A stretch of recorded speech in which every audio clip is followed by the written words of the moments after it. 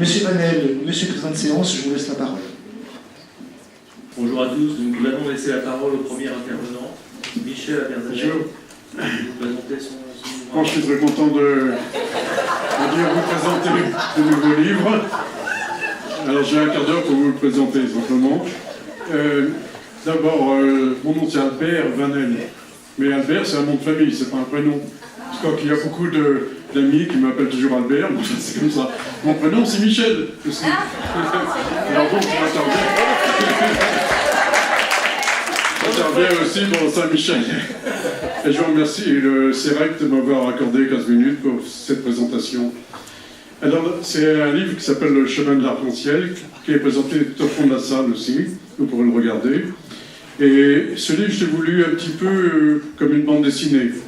Parce que dans mes publications qui sont au fond, il y a beaucoup de personnes qui me disent « Ah, ben c'est très beau ce que vous faites, mais c'est trop compliqué pour moi. » Alors du coup, je me suis dit « Bon, ben, je vais faire une bande dessinée, vraiment très simple, ce qui n'empêche pas que le contenu peut être quand même plus profond. » Alors donc, on va passer brièvement ces images.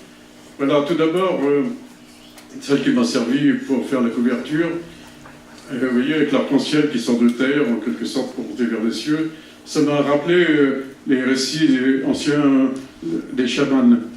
C'est-à-dire le chaman qui va sous terre pour essayer de guérir, de sauver des âmes et des corps. Et puis ensuite, il y a le chaman blanc qui, lui, au contraire, d'après les récits, monte aux cieux sur l'arc-en-ciel lui-même. C'est très beau aussi comme récit. Et alors lui, son rôle, c'est plutôt spirituel. C'est plutôt en quelque sorte, de discuter avec les esprits, de les améliorer, de les sauver. Et j'ai voulu ça un petit peu, je vous disais, comme une bande dessinée. C'est-à-dire qu'on a fait un texte qui est très simple, qui correspond à chaque image qui sont dans le livre. Et on a cherché à faire une écriture qui soit un petit peu comme une écriture manuscrite. Et en fait, si vous voulez, c'est par Internet. On a cherché beaucoup les caractères, il a fallu les modifier pour arriver à ce résultat. Alors, ça commence par noir et blanc. C'est un peu paradoxal, mais c'est voulu aussi, comme un développement. Et ça représente le labyrinthe. Le labyrinthe, c'est une image, en fait, de la ville. La ville qui est souvent assez grise, un peu triste. Et des rues qui se croisent, qui s'entrecroisent, qui sont en impasse aussi. Donc ça représente assez bien une image de labyrinthe. Et alors, l'idée, c'est en quelque sorte de fuir ce labyrinthe pour ne pas être enfermé dedans et retrouver en quelque sorte une idée de la nature, avec la lumière, les ombres, etc. Donc on sort un petit peu de la ville, on est encore un peu dans le noir et blanc, mais c'est surtout la lumière. Et cette lumière va se diffracter, se diffuser. On va avoir une dispersion des couleurs dans cette lumière qui va en quelque sorte nous amener vers un autre cheminement. Alors voilà, le chemin de l'arc-en-ciel, c'est-à-dire qu'on va passer par différentes sortes de couleurs, que vous voyez ici, et on va progresser de cette manière-là. Alors, ce que je voudrais vous dire aussi, j'insiste sur le fait que, pour moi, ce qui compte, c'est surtout ce qu'on peut appeler la couleur intérieure. C'est-à-dire que je ne suis pas du tout contre la chromatothérapie, bien au contraire. J'ai trop de respect pour les travaux de l'illustrateur en votre part. Mais je pense que ce que je vous présente là, c'est un complément de cette chromothérapie. Parce qu'en quelque sorte, c'est un travail qui est beaucoup plus intériorisé. On ne peut pas faire, à partir de là, des soins sur l'extérieur, de la peau, par exemple, mais c'est purement intérieur. C'est-à-dire que c'est une forme de méditation dans laquelle on va faire intervenir les couleurs. Évidemment, ça demande une certaine pratique, parce qu'il faut arriver à visualiser en soi les couleurs, les faire descendre dans le corps, là où c'est nécessaire. C'est-à-dire que là où on peut trouver en quelque sorte des douleurs, des malaises, des malformations, des maladies. Alors l'intérêt, c'est que c'est une médecine douce par excellence, c'est-à-dire que ça remplace la médication, mais c'est très efficace. Alors, parce que les médicaments, on sait maintenant que c'est vraiment des poisons. Hein, il faut arriver à un niveau où, si on ne peut pas s'en passer, bon, on les utilise, mais il faut au maximum s'en passer. Et même ça assure une bonne santé. J'ai 82 ans, bon, mais je me sens en forme, je joue même au tennis. Donc ça va, vous voyez, et ça c'est grâce aussi à cette forme de méditation sur la couleur.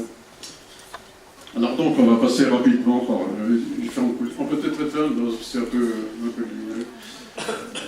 Différentes phases de couleurs, avec le rouge, avec l'orangerie qui est fait à partir du jaune et du rouge, leur synthèse, avec le jaune et vert, qu'on peut appeler le citrine. Encore. Avec le jaune et vert, et ici avec le turquoise, le bleu, le violet, le pourpre. Alors donc c'est un petit peu ces couleurs représentées dans le corps sous la forme d'une caverne. C'est-à-dire que tout le jeu, c'est de visualiser d'abord ces couleurs en soi, ce qui n'est pas toujours évident, parce qu'effectivement, ça demande une certaine pratique. C'est pas toujours facile de visualiser les couleurs en fermant les yeux. Enfin, il faut s'exercer à ça, c'est une très bonne pratique. Et puis vous verrez que le bénéfice de ça, c'est que déjà, ça vous apporte un calme souverain. C'est-à-dire que tous les petits stress de la journée, des choses comme ça, il faut faire le vide. C'est ce qu'on recommande toujours, d'ailleurs, faire le vide en soi, pour être prêt à accueillir ces nouvelles formes de couleurs. Alors on les fera descendre dans le corps selon les nécessités. Bon, je ne vais pas insister là-dessus au point de vue médical, si vous voulez, parce que je pense que c'est aussi aux personnes de le ressentir.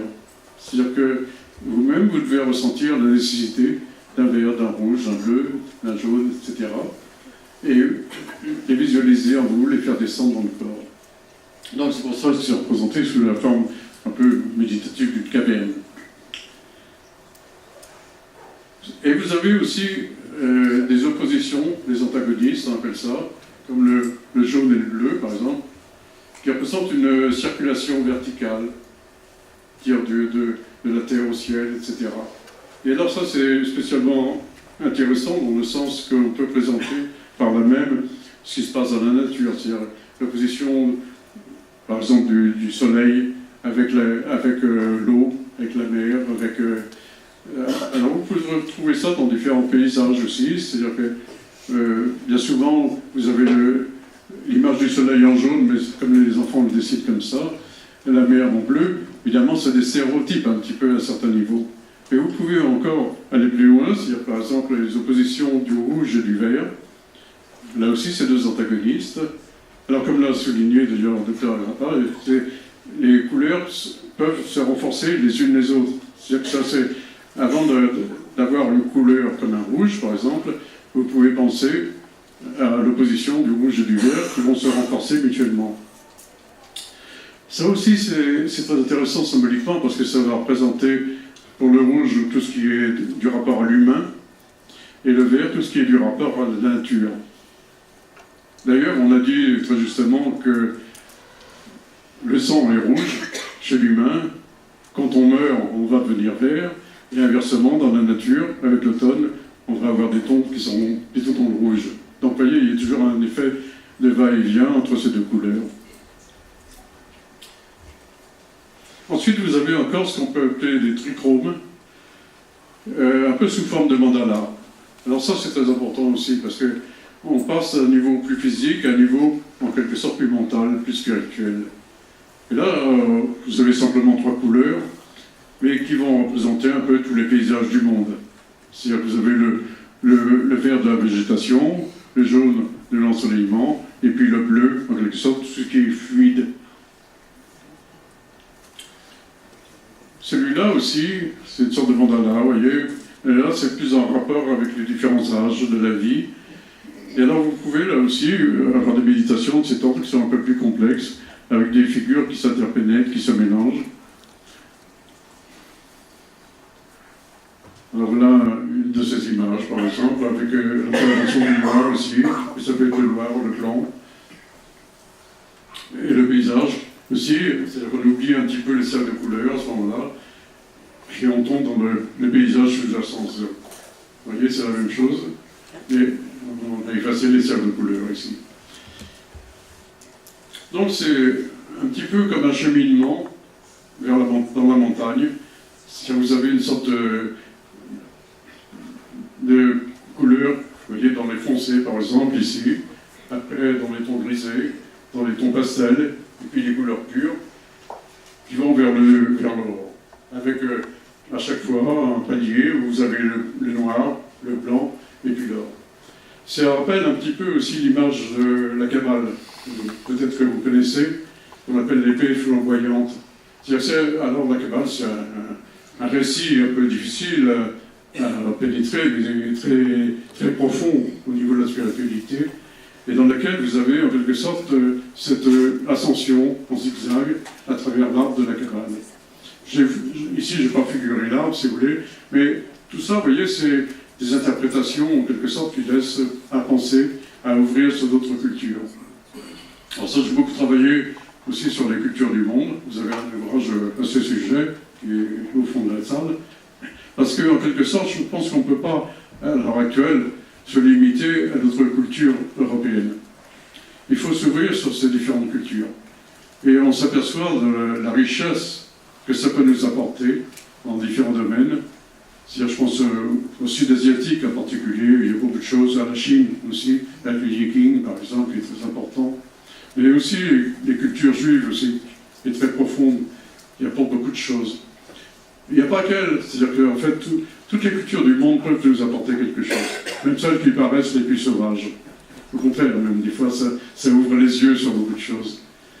Alors donc, je vous invite à une sorte de voyage aussi, dans ces pays, dans ces cultures. Autre chose aussi, c'est que cette montagne, elle figure pour nous une sorte d'ascension verticale. C'est-à-dire qu'on va passer du domaine du matériel, des choses que l'on connaît ici-bas, avec tous les petits problèmes qu'on peut avoir, physiquement, moralement, etc. Et on va s'élever progressivement vers des domaines qui seront en quelque sorte moins matériels, plus éthérés, et dans lesquels on va passer par ces différentes strates. Donc on va aboutir à un moment aussi où la personne humaine va se retrouver aussi en connexion avec le cosmos. Et on s'aperçoit à ce moment-là que c'est un domaine absolument gigantesque, faire en sorte que chacune de nos cellules devienne des étoiles pour progresser. Alors donc c'est ça le but en fait. D'une part, il y a un côté physique, effectivement, on peut se soigner avec les couleurs, on peut s'améliorer, mais il y a aussi un côté mental, c'est-à-dire passer par ces différentes strates dans lesquelles les couleurs peuvent nous aider.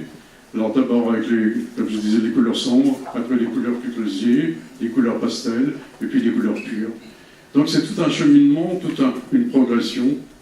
Et cette progression, elle est destinée à faire en sorte que de notre vivant, on peut s'améliorer progressivement.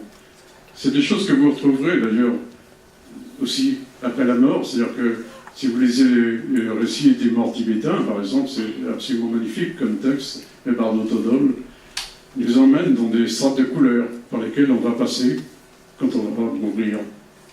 Et dans ces strates de couleurs, c'est aussi une progression un petit peu semblable à celle que je vous décris, dans laquelle il est dit qu'il ne faut pas toujours préférer les couleurs un peu grisâtres, mais au contraire, aller peu à peu vers la couleur pure, vers l'or aussi, qui représente la vacuité, qui représente un petit peu l'aspect divin vers lequel on doit se rapprocher. Donc c'est à la fois quelque chose qui est de notre temps, qui est physique. On peut commencer par là. C'est très utile, déjà de commencer par là. Et puis ensuite, progressivement, dans votre méditation, de purifier un petit peu le corps. C'est-à-dire d'une part, de penser à tous les problèmes que vous avez pu avoir, c'est-à-dire les moments où vous avez mal agi, où vous êtes trompé, et puis revenir dessus un petit peu comme une sorte de confession mentale, et qui va absoudre en quelque sorte ses fautes. Et donc progresser progressivement comme ça, aller de plus en plus loin. Et donc c'est un petit peu le cheminement que je vous souhaite à tous. Et je serai heureux de parler avec vous, si vous voulez, mais plutôt vers le fond de la salle, tout à l'heure, quand vous le voudrez. Donc je vous souhaite une bonne continuation, et puis je vous remercie beaucoup pour votre attention.